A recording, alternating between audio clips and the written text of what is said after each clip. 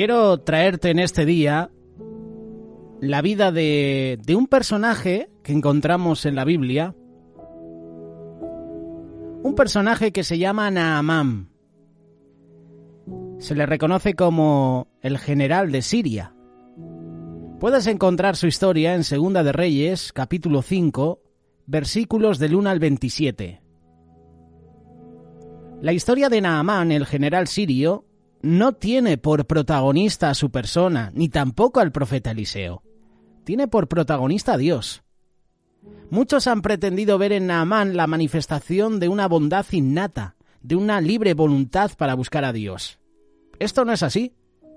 Si ves el pasaje con atención, fue el mismo Dios quien por su previa elección usó a Naamán para exaltarse y para mostrarse como el único que puede hacer el bien, a quien quiere y como quiere y siempre en el contexto de Israel.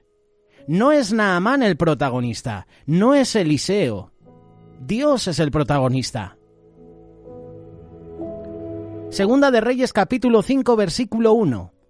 Naamán, general del ejército del rey de Siria, era varón grande delante de su señor y lo tenía en alta estima, porque por medio de él había dado Jehová salvación a Siria. Era este hombre valeroso en extremo, pero leproso.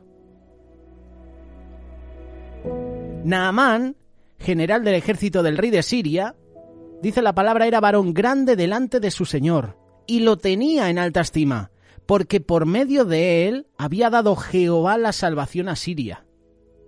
El nombre Naamán era muy común en la de Siria de aquel tiempo. En arameo significa afable, leal. Acerca del hombre Naamán podemos hacer 4 apreciaciones. En primer lugar, era el comandante general del ejército de Siria. En segundo lugar, era varón grande, es decir, era un personaje de alta posición social, era destacado. En tercer lugar, el rey de Siria le tenía en alta estima. Todo debido a las victorias militares que había conseguido. Y en cuarto lugar, era un hombre valeroso en extremo, término que se usa en el Antiguo Testamento tanto para un hombre de gran riqueza como para un guerrero valeroso. Hay referencias en Ruth capítulo 2 versículo 1 y en Jueces capítulo 6 versículo 12. La palabra reconoce que fue Dios quien dio salvación a Siria. Es decir, le dio victorias militares a Siria por medio de él. Aquí vemos que la atribución del éxito militar de los sirios, también sobre Israel, fue de parte de Dios. Todo lo que ocurre es debido al plan divino. Era este hombre valeroso en extremo, pero leproso. Aquí vemos por otra parte acerca de la gran paradoja humana. Naamán era muy valeroso, pero al mismo tiempo estaba enfermo. Tenía la lepra, enfermedad que en esa época era terrible en aquellos días. No tenía cura. Paradoja, porque siendo como era un hombre muy preparado para su cometido, se veía cada vez más imposibilitado, debilitado de realizar su función por su enfermedad. Así es el ser humano. Tenemos un enorme potencial, pero al mismo tiempo estamos limitados por el efecto de la caída. ¿Recuerdas que en estos días en Escuela Bíblica hemos hablado sobre la condición pecaminosa de Adán? A eso me refiero. Tú y yo necesitamos a Dios. Versículo 2. Y de Siria habían salido bandas armadas y habían llevado cautiva de la tierra de Israel a una muchacha, la cual servía a la mujer de Naamán. Aquí vamos a ver acerca de los caminos de Dios. No siempre son conforme a nuestros caminos. No podemos entender a corto plazo los planes de Dios. De Siria, dice la palabra, habían salido bandas armadas. Es decir, batallones del ejército sirio comandados por Naamán. Estos batallones habían entrado en Israel y habían conseguido sus objetivos, obviamente permitido por el Dios de Israel. Esto último era inconcebible para la comprensión del judío, pero fue una realidad. Lo acabamos de leer, por medio de Naamán Dios había dado victoria al pueblo de Siria. Un hecho es destacable de todo ello, y lo es por los propósitos de Dios. habían llevado cautiva de la tierra de Israel a una muchacha, la cual servía a la mujer de Naamán. Esto me recuerda a la vida de José. A modo de José, que acabó sirviendo en la casa de Putifar, esa muchacha de la cual no se nos da su nombre, había sido injustamente apresada, había sido llevada cautiva, y comienza una historia impresionante cuyo único motivo es dar la gloria a Dios. Esa muchacha, habiendo sido raptada, seguramente junto a muchos más, acabó como sirvienta de la mujer del protagonista humana de este relato, Naamán. ¿Fue casualidad? No. Fue la obra de Dios. Versículo 3. Esta muchacha dijo a su señora: si rogase mi señora al profeta que está en Samaria, él lo sanaría de su lepra. La chica sabía que el profeta Eliseo tenía vivienda en Samaria. Lo puedes leer en el capítulo 6, versículo 32. No sabemos cómo lo sabía, pero así fue. También sabía que Eliseo hacía milagros de Dios. Lo que no entendemos es por qué le dijo a su señora que el profeta iba a sanar la lepra de su marido, sabiendo que los israelitas consideraban a los gentiles como seres despreciables. Y es obvio que esa muchacha fue inspirada por el Dios de Israel para exclamar cómo lo hizo. La prueba acerca de lo inaceptable del asunto por parte de los judíos lo vemos por las mismas palabras de Jesús, en Lucas capítulo 4. Muchos leprosos había en Israel en tiempo del profeta Eliseo, pero ninguno de ellos fue limpiado sino Naamán el sirio. Al oír estas cosas, todos en la sinagoga se llenaron de ira. Versículo 4. Entrando Naamán a su señor le relató todo lo que había sucedido y le dijo: así y así ha dicho una muchacha que es de la tierra de Israel. Es decir, que prosperó el mensaje de la muchacha. No cayó en saco roto. Yo me imagino que esa mujer, la esposa de Naamán y el mismo Naamán habían probado todo. Al tener una alta posición habrían probado con médicos, pues con, vete a saber si hechiceros, con brujos, no lo sabemos. Seguramente había probado todo para recibir esa sanidad, para que esa lepra desapareciera. Y viene la muchacha y le da el mensaje. Y esta mujer no deja que ese mensaje se caiga en saco roto, sino que se lo relata a su esposo. Es evidente que cuando existe una necesidad apremiante, todos los posibles recursos son completados. Se hace de la necesidad una virtud. Versículo 5. Y le dijo el rey de Siria: anda, ve, y yo enviaré cartas al rey de Israel. Salió pues él llevando consigo 10 talentos de plata y 6,000 piezas de oro y 10 mudas de vestidos. Este era el protocolo, era el conducto reglamentario. Naamán fue a su rey. Le pidió permiso para ir no solo a Israel, sino para ir a la presencia de Jorán, que era su rey en esa época. Esto implicaba un salto cuantitativo, ya que las relaciones entre Israel y Siria no eran las mejores ni mucho menos. Por tanto, el rey de Siria, aún y costándole, anda ve, dice la palabra en esta traducción, por no defraudar a su mejor servidor, le iba a facilitar ese propósito. Preparó las cartas de índole diplomático, cartas pertinentes. Amán también preparó presentes para Jorán. 340 kilos de plata, 68 kilos de oro, además de los vestidos que eran objetos de gran aprecio. Tuvo que ser algo de Dios el que Amán hiciera caso a esa sirvienta, de las muchas que tenía, ya que de otro modo jamás hubiera dado un paso en esa dirección. También es interesante ver que Amán, aún y sabiendo que el propósito era ir a ver al profeta, fuera a ver al rey de Israel. No creo que fuera por ninguna cuestión de respeto o consideración hacia el rey necesariamente, sino que en ello también vemos un propósito de Dios. Perfectamente Amán podría haber localizado a Eliseo entrando de incógnito en Samaria. Versículo 6. Tomó también cartas para el rey de Israel que decían así: cuando lleguen a ti estas cartas, sabe por ellas que yo te envío a ti a mi siervo Naamán para que lo sanes de su lepra. Aquí entendemos que el rey de Siria envió de antemano una documentación para anunciarle a su homólogo de Israel que Naamán llegaría en algún momento. ¿Pero qué dice después?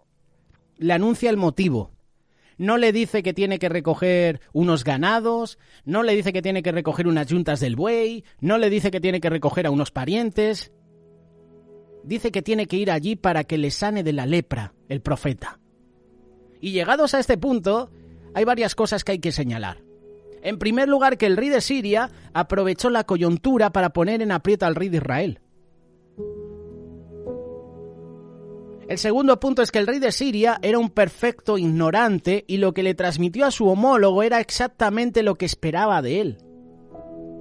Y por último, el último punto, estaba tan desesperado por la sanidad de su amigo y siervo que confiaba en cualquier cosa, como la de pensar que el rey de Israel tenía ese poder de sanar y que lo iba a hacer. Yo me decanto por la segunda, que el rey de Siria era un perfecto ignorante y lo que le transmitió a su homólogo era exactamente lo que esperaba de él. Pero el rey de Israel pensó en la primera. ¿Cuál ha sido la primera? Que el rey de Siria aprovechó la coyuntura para poner en aprieto al rey de Israel, porque como iba ese hombre a sanar de lepra a alguien. Versículo 7. Luego que el rey de Israel leyó las cartas, rasgó sus vestidos y dijo: ¿Soy yo Dios que mate y dé vida para que éste envíe a mí a que sane un hombre de su lepra? Considerad ahora y ved cómo busca ocasión contra mí. Sabemos que Jorán era un hombre mal pensado, por aquello de piensa mal y acertarás, ¿verdad? Famoso refrán. Tanto fue así que rasgó sus vestidos. Esta era una acción de aflicción, de dolor y hasta desesperación. Me atrevo a decir a que Jorán entró en pánico. Tal era el miedo que tenían los sirios y a su rey. Es el típico temor de muchos creyentes, entre comillas, que se ven con pocas fuerzas o se ven tan débiles en sí, que a veces no ven la grandeza de Dios en sus vidas. ¿Te ha pasado esto alguna vez? ¿Que te consideras inferior o que has dicho yo no valgo para nada? Cuando tú tienes un enorme potencial y el Señor te ha escogido para grandes propósitos. Así le pasó a Jorán. Llegó a creer que de una manera literal el sirio esperaba que él pudiera sanar, y nada menos que al general del ejército de Siria. Por tanto, llegó a creer que todo era una excusa de parte del sirio para provocar una guerra. Versículo 8. Cuando Eliseo, el varón de Dios, oyó que el rey de Israel había rasgado sus vestidos, envió a decir al rey: ¿por qué has rasgado tus vestidos? Venga ahora a mí y sabrá que hay profeta en Israel. Eliseo comprendió bien. Entendió que aunque equivocadamente era él a quien buscaba el rey sirio, ahí estaba la gran diferencia entre el que es verdadero creyente del que no lo es. El primero discierne, el segundo no puede discernir. Cuando Eliseo dice la palabra el varón de Dios oyó que el rey de Israel había rasgado sus vestidos, yo entiendo que aquí Eliseo aparece en el momento justo. Dios interviene cuando es su voluntad. En el momento de desesperación humana, ahí interviene Dios. Envió a decir al rey: ¿por qué has rasgado tus vestidos? Pregunta retórica. Esta pregunta a mí me da a entender dos cosas: la ineptitud humana mostrada por Jorán y el poder de Dios que iba a manifestarse a pesar de ser un inepto. Venga ahora a mí y sabrá que hay profeta en Israel. Aquí vemos ya la intención del Señor. Que él fuera exaltado en Israel por haber levantado un profeta conforme a su corazón, Eliseo. Y vino Naamán, Segunda de Reyes, capítulo 5, versículo 9 en adelante, vino con su carro y se paró a las puertas de la casa de Eliseo. Entonces Eliseo le envió un mensajero diciendo: ve y lávate 7 veces en el Jordán, y tu carne se te restaurará y serás limpio. ¿Qué hizo Naamán? Versículo 11. Se fue enojado. He aquí yo decía para mí: saldrá él luego y estando en pie invocará el nombre de Jehová su Dios y alzará su mano y tocará el lugar y sanará la lepra. Habana y Farfar, ríos de Damasco, ¿no son mejores que todas las aguas de Israel? Hoy en día vemos a muchas personas que esperan así un milagro de Dios, que se abra el cielo, que descienda una luz, que les ciegue, como le pasó a Pablo, camino a Damasco, cuando el Señor hace milagros como Él quiere, de las maneras que tú ni te imaginas.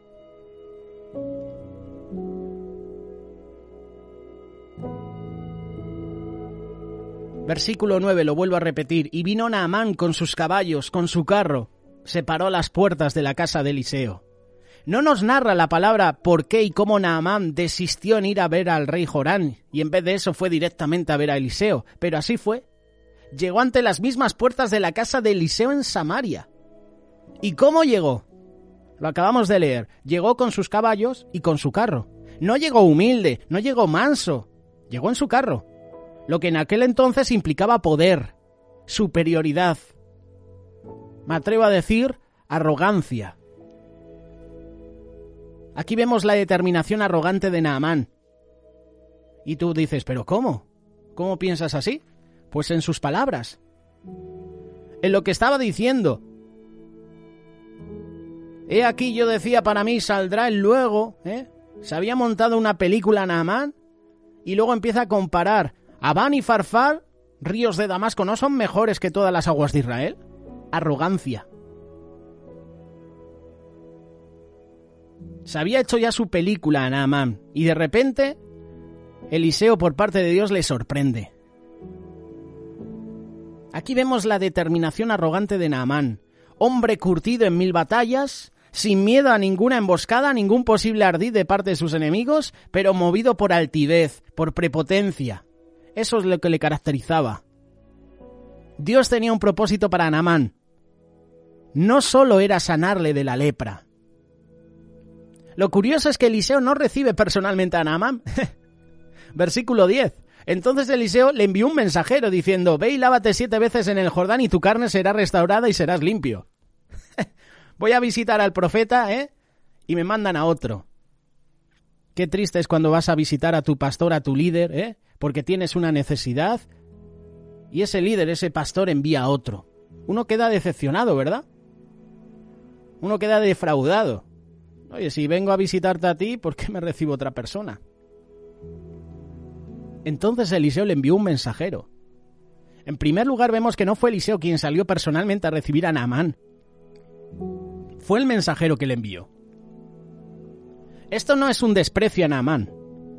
Esto es una muestra de que Eliseo obraba en el nombre de Dios. Y como le había dicho a Jorán, venga ahora a mí, Naamán, y sabrá que hay profeta de Israel, versículo 8. Era Naamán quien tenía que dar ese paso de humillación ante el representante de Dios. Nunca recibiremos nada de Dios con una actitud de soberbia, de exigencia. Dios solo da gracia a los humildes, lo dice la palabra. Esa prepotencia típica de los grandes hombres debía ser rota. Habría más ocasiones para el tal afecto. Y hoy en día en nuestra sociedad, hoy en día incluso en nuestras iglesias, hay una prepotencia de los pastores, de los líderes que se creen superiores. Parece que van levitando, ¿verdad? Yo siempre pongo el ejemplo de los diferentes pastores, no todos, pero he visto vídeos en redes sociales, en YouTube, he visto vídeos de pastores con una prepotencia, con una soberbia, con una actitud de creerse superiores a los demás, en su manera de andar, en su manera de vestir, en su manera de predicar. Esa prepotencia es típica de entre comillas, grandes hombres, que debía ser rota. Pero para la mentalidad arrogante de Naamán, eso no fue de su gusto, evidentemente. Ve y lávate 7 veces en el Jordán y tu carne se restaurará y serás limpio. No solo no salió Eliseo a recibirle personalmente, no recibió al gran general de Siria, no recibió al gran Naamán, sino que su mensajero, que no se sabe quién fue, puede ser Giezi, no lo sé. Seguramente nadie demasiado prominente, ni mucho menos, le da órdenes. Órdenes al gran general. El general era el que daba las órdenes, pero aquí el mensajero de Eliseo es el que le da la orden. De parte de Eliseo, por supuesto. Así lo veía él, sin percatarse que esas órdenes no venían de Eliseo, y menos aún del mensajero, sino del Dios Todopoderoso. La orden fue, ve y lávate 7 veces en el Jordán. La promesa fue, y tu carne será restaurada y serás limpia. No solo recibía la humillación de no recibirle Eliseo directamente, sino que da la orden y la promesa que para muchos era inconcebible. ¿7 veces me tengo que lavar en el Jordán? Pero es que luego le dice, y tu carne se restaurará, y serás limpio. Versículo 11, Naamán se va enojado. La reacción inmediata del general fue dar la vuelta, fue la de irse. No de cualquier manera, sino enojado, sintiéndose burlado, despechado, ofendido. ¿Por qué se sentía así Naamán? Muy fácil, porque él ya había concebido de antemano cómo debían ser las cosas, cómo debía ser el protocolo, cómo debía ser el procedimiento para su sanidad. Como ya te he dicho, se había montado una película tremenda Naamán. Vale, me va a recibir el profeta, ¡buah! Va a hacer ahí uno de sus shows, se va a abrir el cielo, va a tocar mi carne y voy a ver el milagro. Él no dudó de que el Dios de Israel podía sanarle, simplemente no aceptó el procedimiento, no entraba dentro de sus esquemas. Así es el hombre cuando intenta juzgar los procedimientos de Dios usando su mente natural, se equivoca siempre. Esto le pasó al joven rico. Quería heredar la vida eterna y Jesús le dice, mira, vende todo lo que tienes y dalo a los pobres y sígueme. Y dice la palabra que se fue triste porque tenía muchas posesiones. Ese joven rico no pensaba que Jesús le iba a decir eso. Pensaba que le iba a decir, sí, sígueme con tus posesiones, sígueme con todo lo que tienes. Pero cuando Jesús le da en la llaga, cuando le da en el asunto, en la raíz del problema, cuando le muestra cuál es el fallo que tiene, se va triste. Así nos pasa muchas veces a nosotros. Cuando una autoridad nos confronta, nos exhorta porque hemos fallado, nos dice las cosas como son realmente, muchas veces nosotros en vez de aceptar la corrección, empezamos a murmurar, empezamos a criticar, nos vamos enojados, nos enfadamos. Muchas veces hay personas que dejan la congregación, que dejan el ministerio por no aceptar la corrección.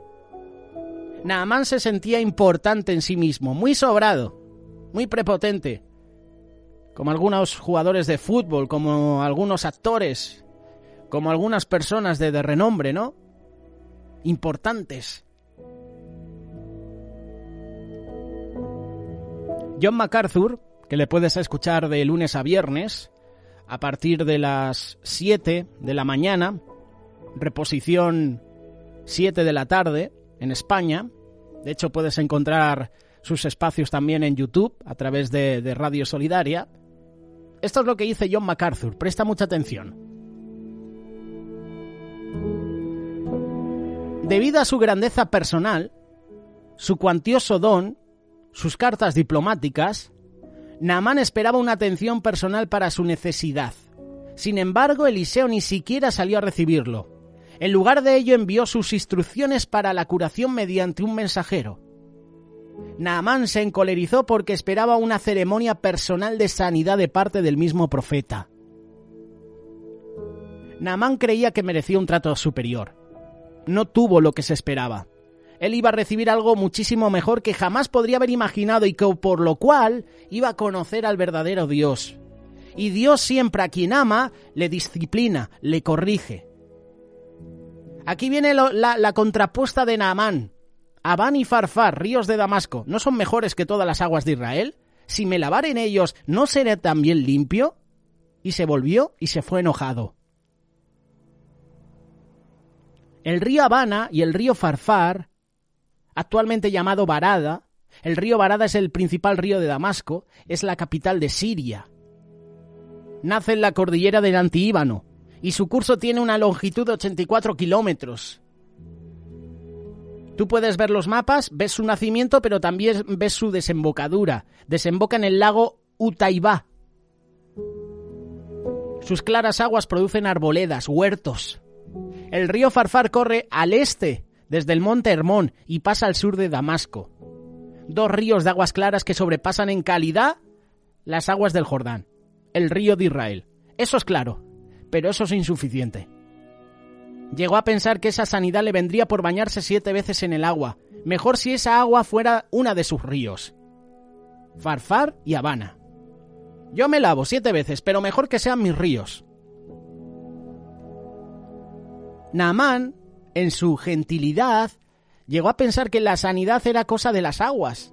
Pero antes se convenció de que Eliseo, al invocar, el nombre de Jehová su Dios, alzaría su mano y tocaría el lugar y sanaría la lepra. Eso es lo que él pensaba. La confusión de Naamán llegó a ser manifiesta y en medio de esa confusión se dejó de llevar por su enojo. Todavía no había llegado a comprender que el método para la sanidad no era lo importante en absoluto, sino la sumisión a la voluntad de Dios. Y se volvió y se fue enojado. Esa fue la frustración de Naamán. Vemos que el resultado de no aceptar la dirección de Dios, por muy chocante que pudiera parecernos, es el enojo, es dar la espalda. En cambio, la obediencia y la sumisión a su voluntad es la bendición. Esto le pasó a Jonás. Recibió una orden de parte de Dios de predicar el arrepentimiento a Nínive y ¿qué hizo? Se fue. Desobedeció. Intentó esconderse en un barco. Y a mí me gusta el pasaje de Jonás porque yo lo puedo aplicar a mi vida. Si yo desobedezco a Dios, si yo desobedezco a la autoridad, voy a ir cayendo. Voy a caer en picado. Es lo que hizo Jonás. Si tú lees el pasaje, dice que descendió a Jope. Después de descender a Jope, descendió al camarote del barco, donde estuvo dormido. Y después el Señor prepara un gran pez y hace que descienda a las profundidades del agua. Y luego descendió más aún, al vientre del pez. Por desobedecer a Dios, lo que hacemos tú y yo es descender. Es caer en picado. Eso es verdad.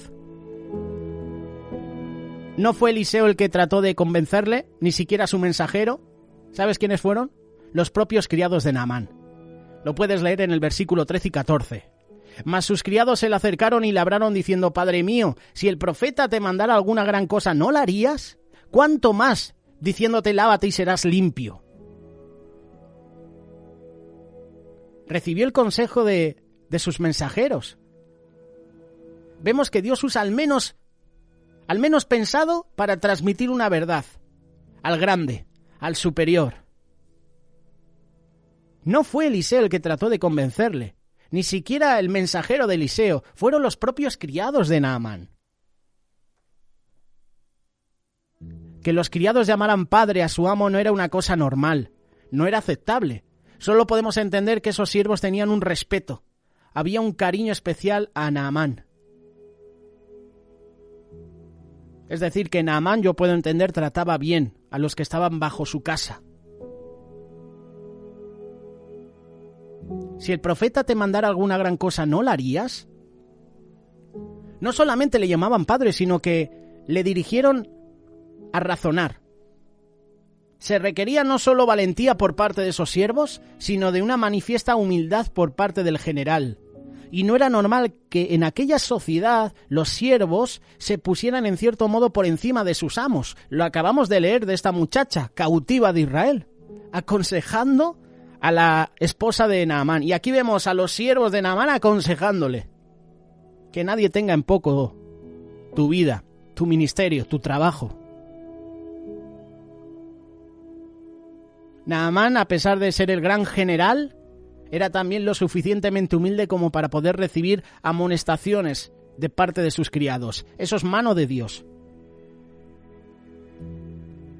Lo que estaban diciendo esos siervos es que eran testigos de que su amo había estado dispuesto hasta aquí para hacer cualquier cosa, por difícil que fuera, para ser sanado. Por eso mismo, y consecuentemente, podía estar más que dispuesto a hacer algo tan fácil como lavarse en un río. Vaya fama tenía el río Jordán, ¿eh?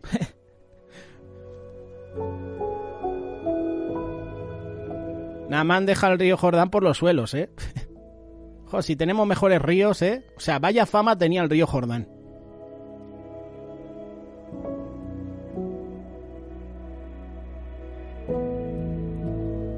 Entiendo también que había autoridad para sanar.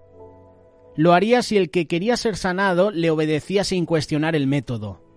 Consecuentemente, desobedecer supondría rechazar la sanidad. Por la necedad humana se perdería la sanidad, pero por la obediencia se iba a recibir. En esas estaba Naamán. ¿Qué haría? Versículo 14. Entonces Naamán desciende, se zambulle 7 veces en el Jordán conforme a la palabra del varón de Dios, y su carne se volvió como la carne de un niño y quedó limpio. ocurre el milagro. Primeramente, el de la obediencia de un gentil a Dios. Cuando un hombre obedece a Dios, esa es obra de Dios, eso es milagro de Dios. La gloria es siempre y solamente para Dios. Y la orden del profeta era la de zambullirse, no una, 7 veces. Él no cuestionó eso, simplemente lo hizo. Y el resultado, sanidad. La obediencia a Dios está por encima de la comprensión humana y nunca esta última la podrá ni la deberá cuestionar.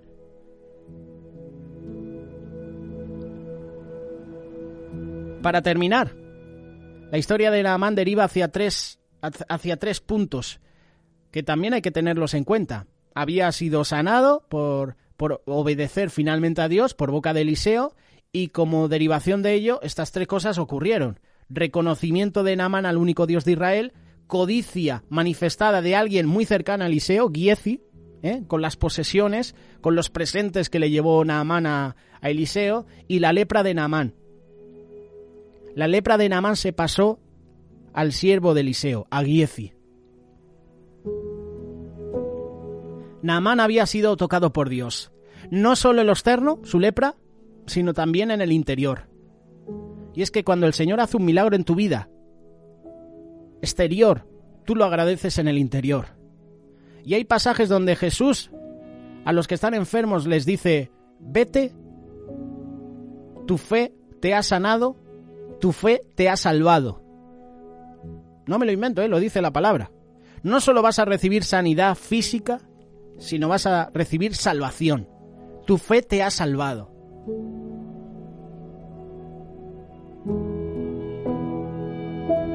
A diferencia de aquellos 9 leprosos que Cristo sanó, Lucas 17, no volvieron para agradecérselo. No fue ese el caso del general sirio, tampoco del otro leproso. 10 leprosos reciben sanidad, 1 vuelve agradecido, los otros 9 se van. El general recibe sanidad, no se fue y ya está. Hubo agradecimiento. Naamán y sus criados recorrieron como unos 40 kilómetros, desde el río hasta la casa del profeta. No solo hubo un agradecimiento explícito, sino que hubo un reconocimiento claro. He aquí ahora conozco que no hay Dios en toda la tierra sino en Israel. Es decir, que en ese momento llegaba a entender que había un solo y verdadero Dios. Era la evidencia del milagro que solo Dios puede hacer e hizo en su vida. Esto es mano de Dios. Como consecuencia de ello, Naamán quiso agradecerle al profeta dándole presentes. Versículo 16. Le quiso dar presentes, pero Eliseo los rechazó. Y aquí entra el siervo de Eliseo, Giezi, la codicia, el afán por tener.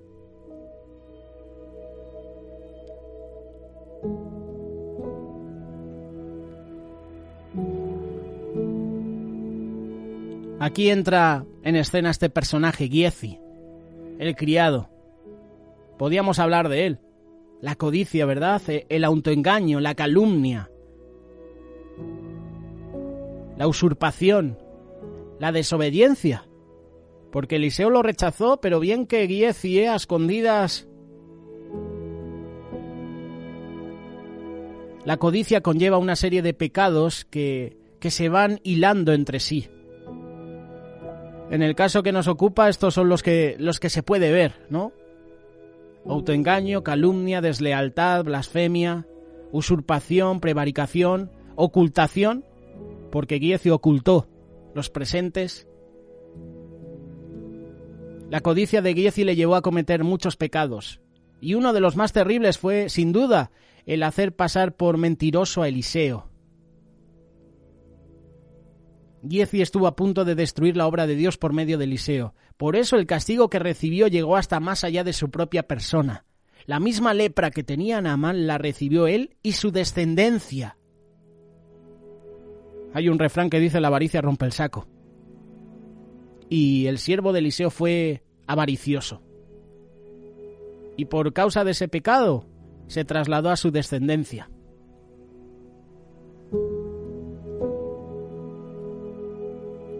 Vemos el poder de Dios en la vida de Naamán. General, valeroso, fuerte, leproso. pero se zambulle 7 veces en el peor río de todos, en el río Jordán, obedece a las palabras del profeta de Dios y recibe sanidad. Al recibir sanidad, reconoce que hay un Dios. Quiere hacer presentes a Eliseo, Eliseo los rechaza, y esos presentes, ¿qué pasa? Se los queda a Giezi, su siervo. En algún momento hablaremos de Giezi. En algún momento hablaremos de la codicia, de la avaricia. Si quieres dejarnos algún comentario, alguna reflexión al respecto, puedes hacerlo. 607-824-824. Déjanos un comentario también a través de este espacio, en la caja de comentarios en YouTube o a través de Facebook. Y si quieres aportarnos algún otro personaje para hablar próximamente, con total libertad lo puedes hacer.